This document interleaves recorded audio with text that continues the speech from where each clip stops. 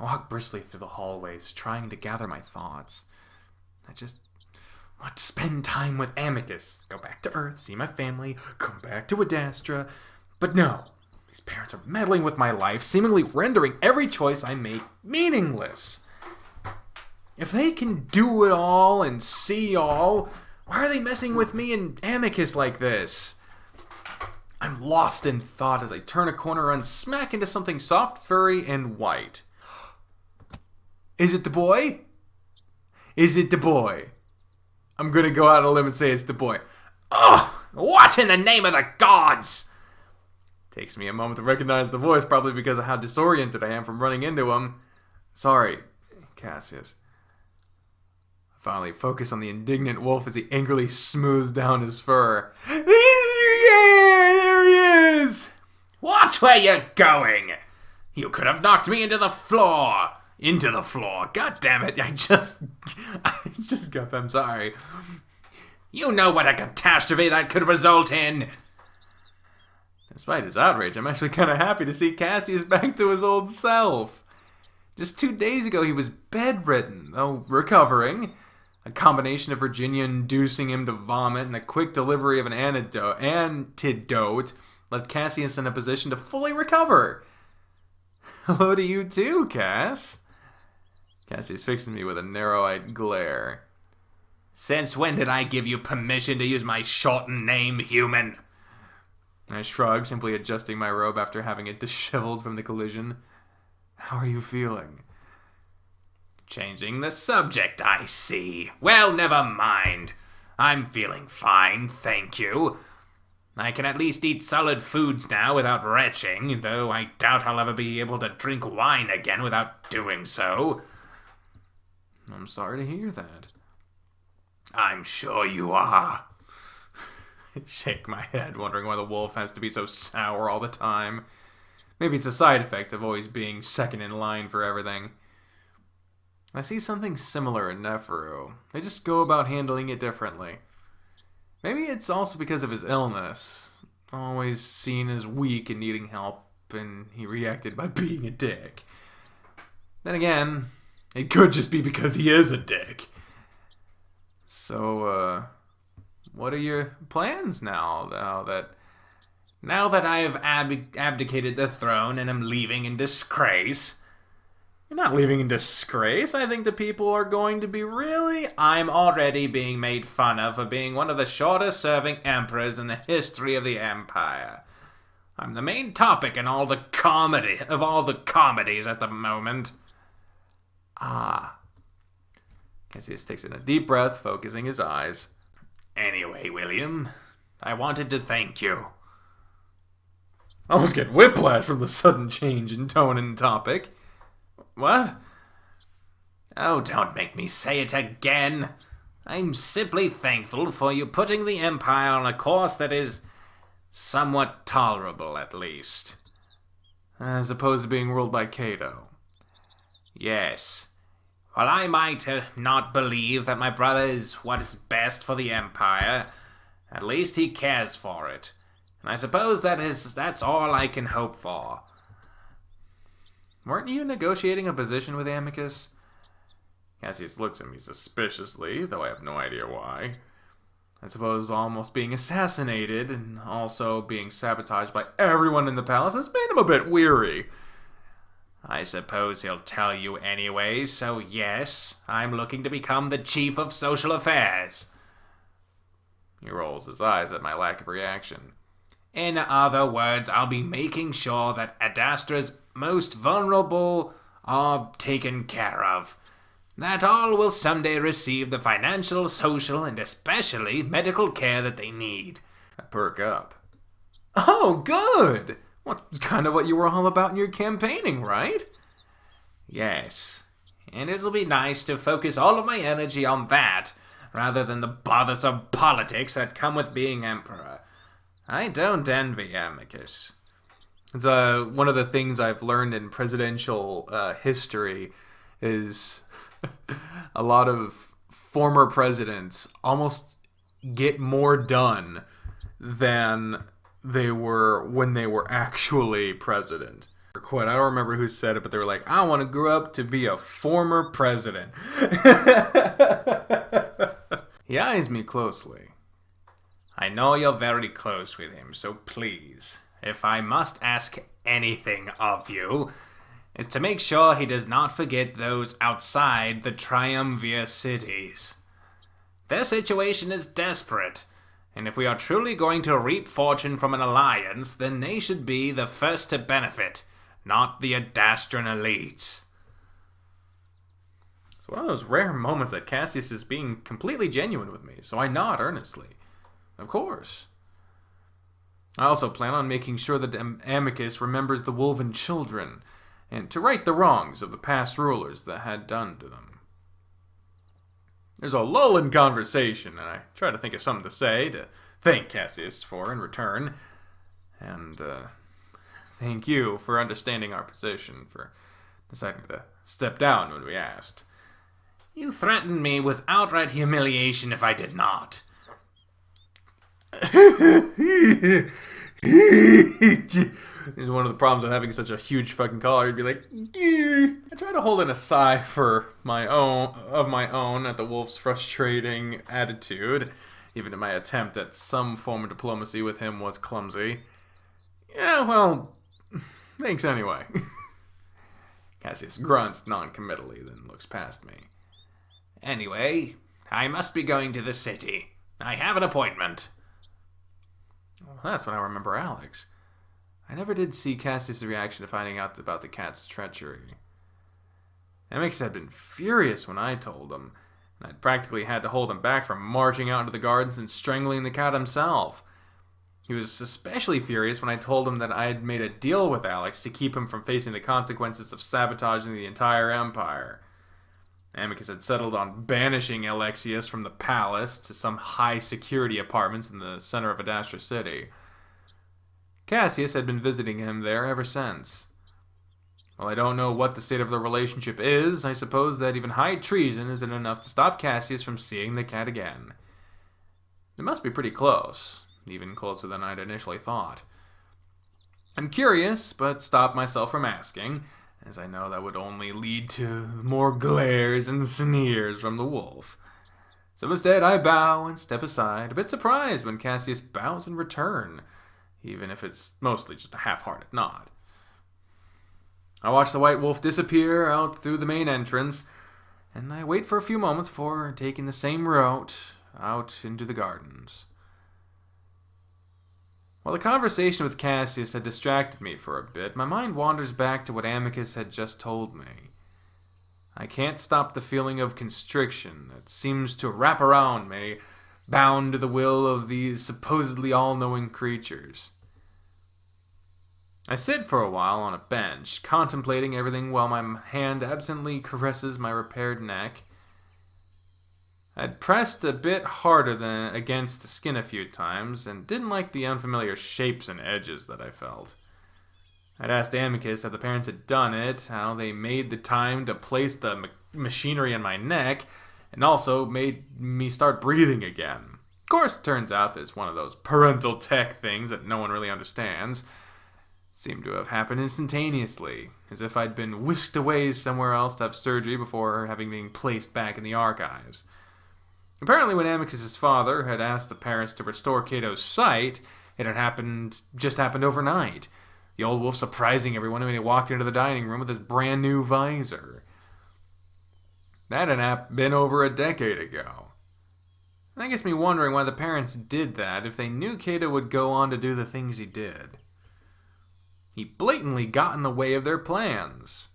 Why would they let him hold such an influential position in the Empire, let alone restore his vision?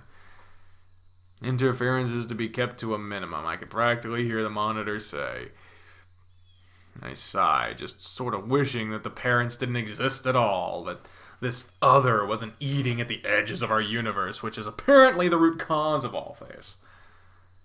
That's something else I don't understand. From what I gathered, the Galaxius had already known about the other, but vaguely. Amicus had almost described it to me when I first arrived here, and had been told that all life originated from the same source. except for the other. A different type of life, so different from us that we can barely understand them.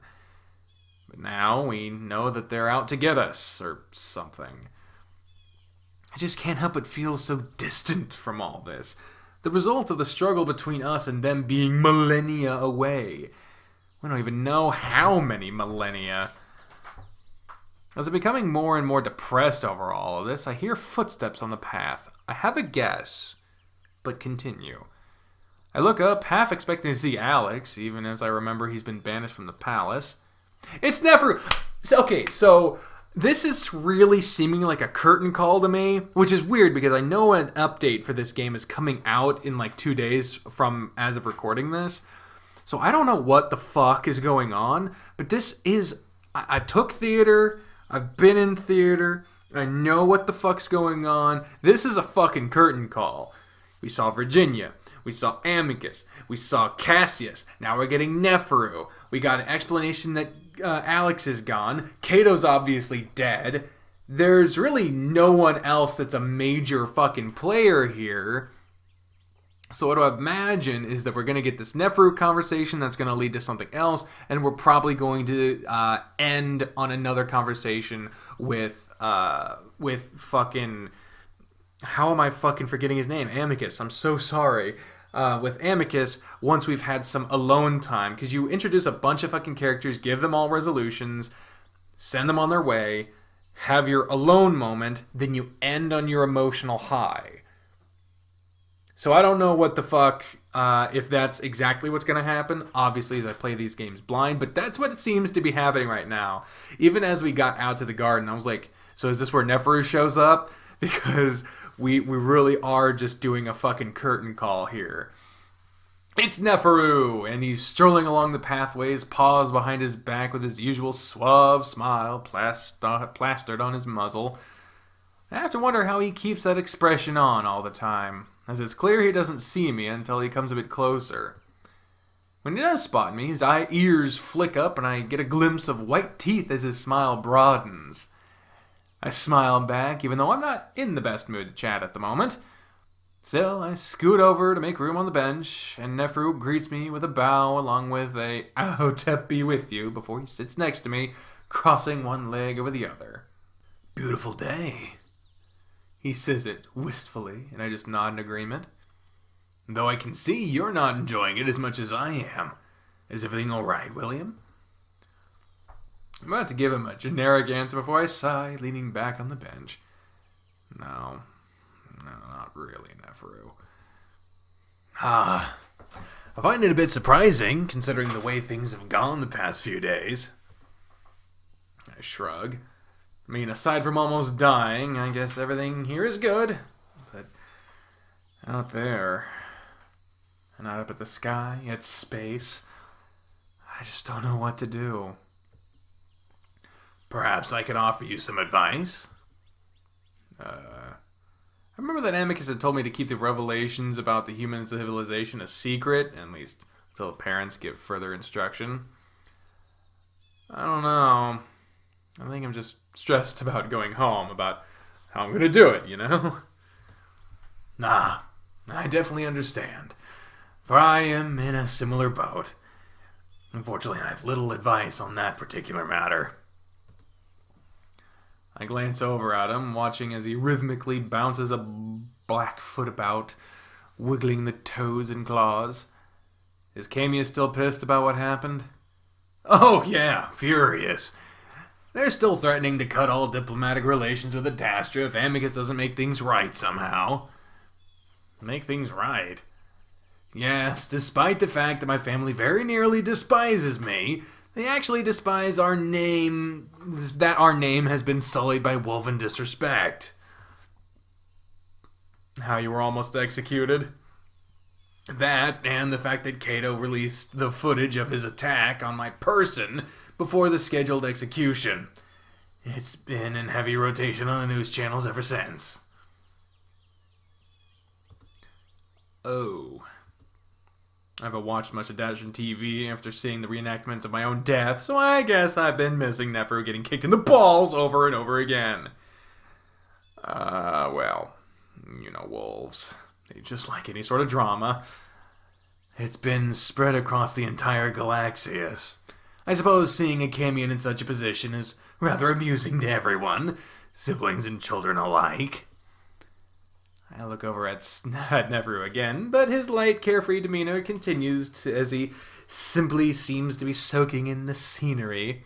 That was a lot of says. The good thing I have a pop filter, good lord. Are you doing alright? Neferu looks at me then, smile becoming a bit more warm.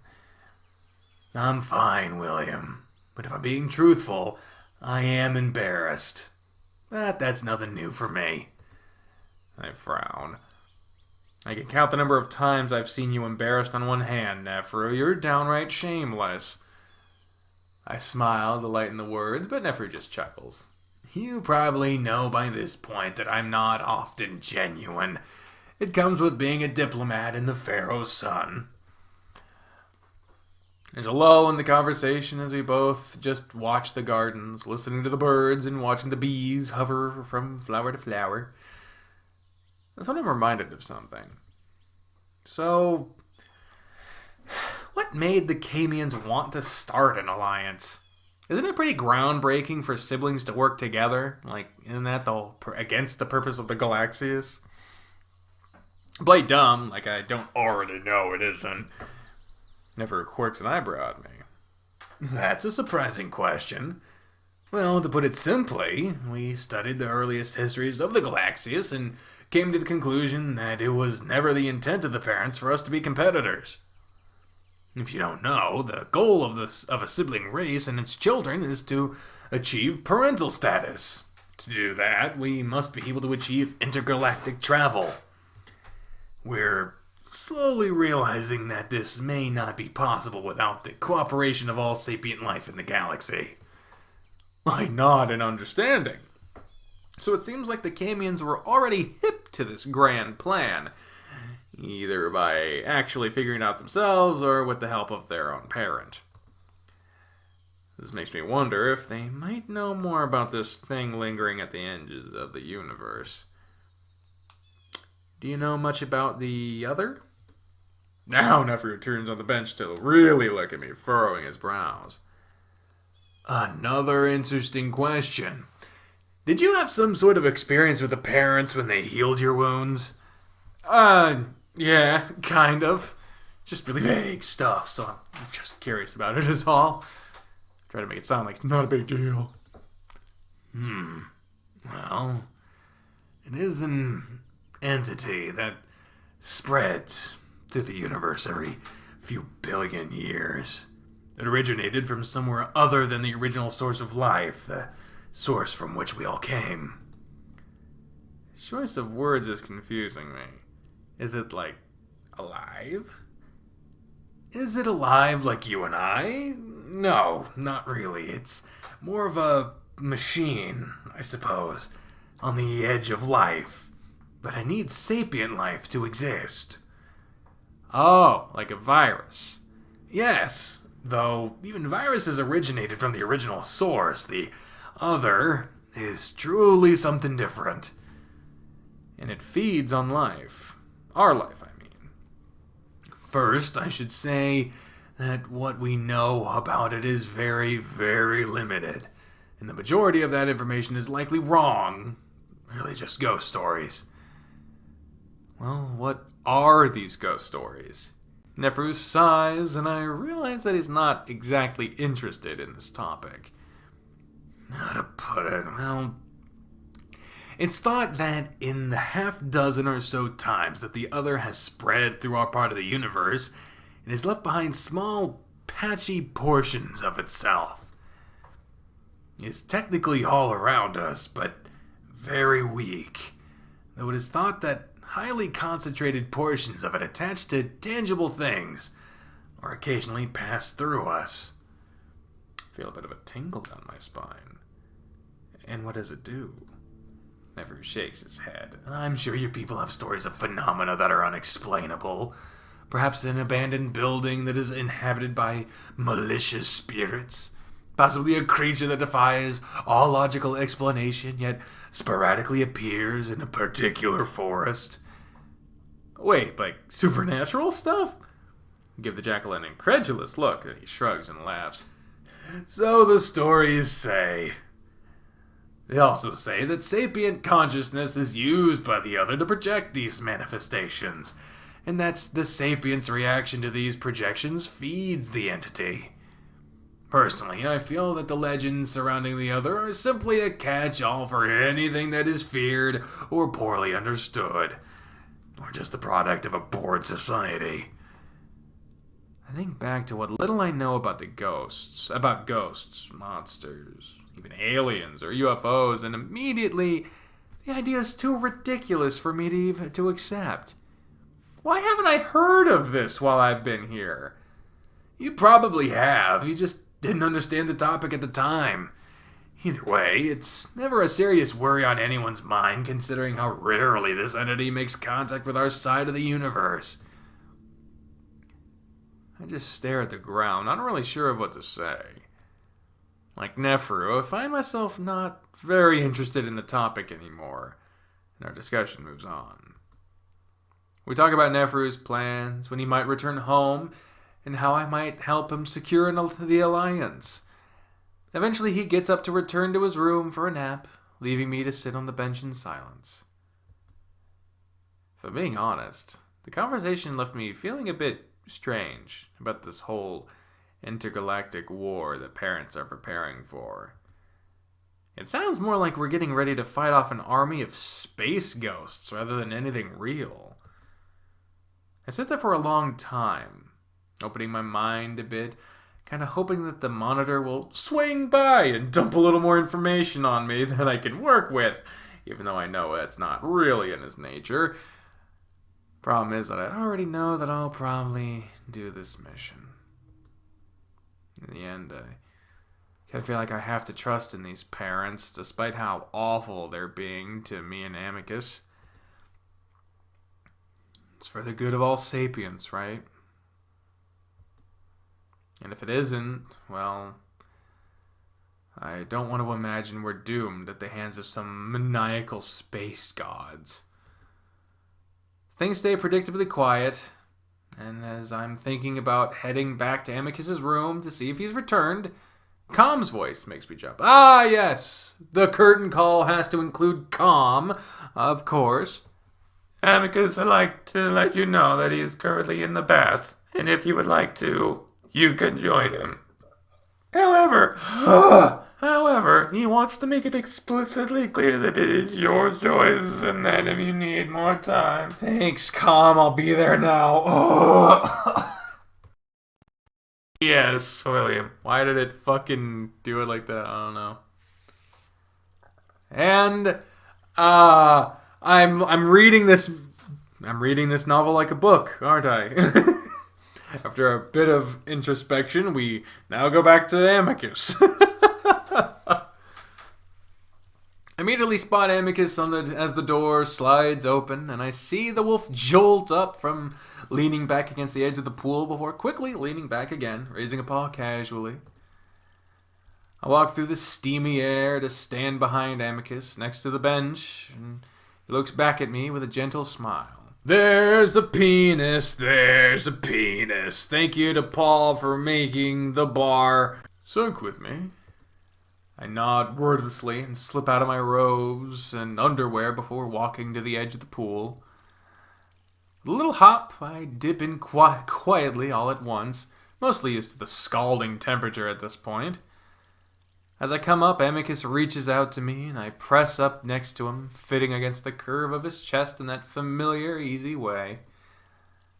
How was the meeting with the triumvirates? Good. Lots of seemingly pointless talk and etiquette, but as you know, it's necessary. As you and I know. As long as there aren't any riots. Yes, as long as there aren't any of those. We sit in the hot water for a while, and I enjoy the way it makes my worries seem so far away, locked behind the doors to the bath. I should do this more often. But of course, it's the main thing on Amicus's mind right now. He clears his throat nervously. How did thinking about... did you make your decision? No, I'm sorry. I know you can't see it, but that's what it said. I know I fuck up a lot, but that was on them. Amicus trails off in the most awkward way possible, and I laugh a little bit, though it's more of a sad laugh. A little, but I don't think I have a choice. That any of us really have a choice. That's not true. You can choose that. This is all meant to happen. It's the entire reason that any of this happened at all. I have a purpose, and I don't know. I don't really want to cause delays, drag some other human into this, especially if it'll help your empire in the end. Amicus grumbles. Well, I don't believe that you should be forced to take on duties that were thrust upon you without your consent. It's cruel. And I want you to choose what you feel is right. I give Amix a look. Hasn't that been your whole life? Well, yes, but I'm talking about you. I smirk. Oh, I see. The silly dumb ape who can't handle the big boy responsibilities. Amicus' reaction to my teasing is instant and visceral. No, I would never. Sorry, just kidding. I shouldn't make fun about that. Amicus settles back again, still looking concerned. It's alright. Just don't want you to feel that way again. Amicus sighs deeply. Also, I do believe we would have met somehow, even without the parents intervening. I really give Amicus a look. Seriously? Of course. Of course. Something this special can't be stopped by the likes of time and space. Amicus starts pulling me into his body, nuzzling me. Anyway, I'm not completely sure yet. I need time to think about it, and we do have 9 months. Take your time. But if you do choose to go, you must promise me one thing. I feel a little apprehension at that. Yes. Well, 8 years is quite a while for a human lifespan, so I know you rejected them initially, but please start taking life extension medication. There is a formula especially for primates. I need you around for as long as I am, William. I realized then how well Amicus has taken this whole 8 years thing. And I have to wonder if he's just trying to make it sound less bad than it actually is. 8 years is a long time, whether you're a human or a wolf. I'd actually forgotten about his lifespan extending medication after Amicus had told me about it. For whatever reason, extending my life by decades, even hundreds of years, didn't really appeal to me at the time, but now, all I want is more time. So I nod. Why did the sound cut off? My headphones aren't dead. I can hear them humming. The fuck happened? Whatever. Of course. Oh, I see why. Fine, sure, fine. Definitely by the time that all of this is uploaded, another update will have been produced. So, as always, I'm perpetually behind, but, that's just kind of what I do. So, it's not what I want to do, but it's the lot I have. So, thank you very much, everyone, for being here and for being, and for bearing with me. I don't know what my future is looking like, and nothing really seems certain. So I don't know how to plan for uploads or anything. I just hope you can remain patient and understanding. You've already given me more of both those things than I've deserved. If you want kind of a general, how things have gone, I do have a second channel, link in the description, that I kind of give updates about stuff going on for me, but like, Jesus, with this fucking music, good lord. I give some updates every once in a while. It's not very often, and more often than not, it's a little fucking vague, which was way more vague than I'd like it to be, but things have just been kind of really up in the air and uncertain, and until I get some things figured out, I just kind of have to do what I can while I try to figure things out. So, yeah, sorry that isn't very satisfying, but that's all I have. So, thank you all very much for watching this episode of Adastra. On the next one, it'll be the next update. Maybe we'll see what happens when we take the drugs, or if we fucking... How long is this game gonna go? Like, are we gonna live out the next 9 months? Are we gonna live out the next 8 years where we're trying to convince humans that aliens exist? Like, how would that even fucking work? Is that gonna be the sequel game? I have no idea. I guess we'll find out, huh? This game is starting to reek of we don't know when to end the story-itis. Extracurricular activities has a little bit of that. A lot of that. But it does, from what I've seen and read, it does have definitive conclusions. So, that, I imagine, is just a symptom of the everyday. There's have to be something going on, and that's just not how life works. Not every day there's something super important going on. So that's just... I need to shut up. Bye!